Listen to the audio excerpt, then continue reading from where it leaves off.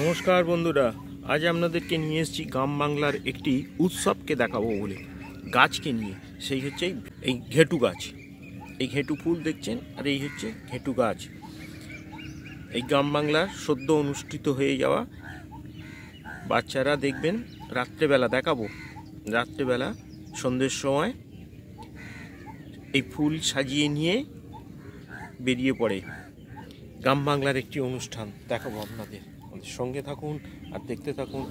এই ঘেটু পুজো হলো বাংলার এক অন্যতম লৌকিক দেবতা, যার কোনো পুরোহিত হয় না, নিজেরাই পুজো করে বাৎসরিক পুজো উৎসব হিসাবে পালন করে।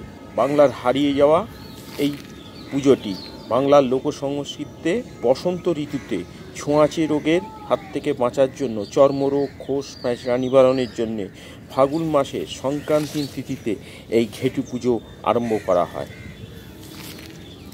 এই পুজো জন্যে কোনো নির্দিষ্ট ব্রাহ্মণ কোনো কিছু থাকে না। বাচ্চারা সন্ধ্যাবেলায় ছোট ছোট ছেলেরা রঙিন কাগজ কঞ্চি দিয়ে ছোট ঢুলি বানিয়ে সেই ঘেটু ফুল প্রদীপ দিয়ে ঠাকুর সাজিয়ে নিয়ে বেরিয়ে পড়ে গান করার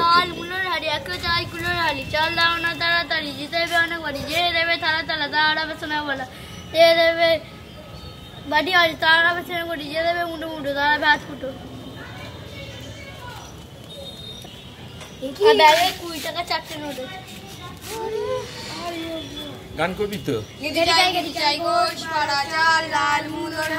এই বছরে ঘেটু রাজা করবে গভীরে, মেয়েটাকে দেখতে ভালো, দেশের মধ্যে কালো, পা দুটো চার গোদা গোদা চলতে না পারে। যে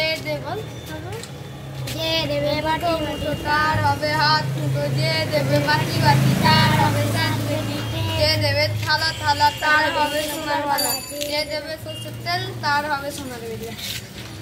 তাহলে দেখলেন এই ঘেটু পুজোর অনুষ্ঠান, বাচ্চাদের অনুষ্ঠানের গান। যদি হারিয়ে যাওয়া একটি সংস্কৃতি, যদি ভালো লেগে থাকে তাহলে অবশ্যই সাবস্ক্রাইব করুন, লাইক করুন, কমেন্ট করুন। নমস্কার।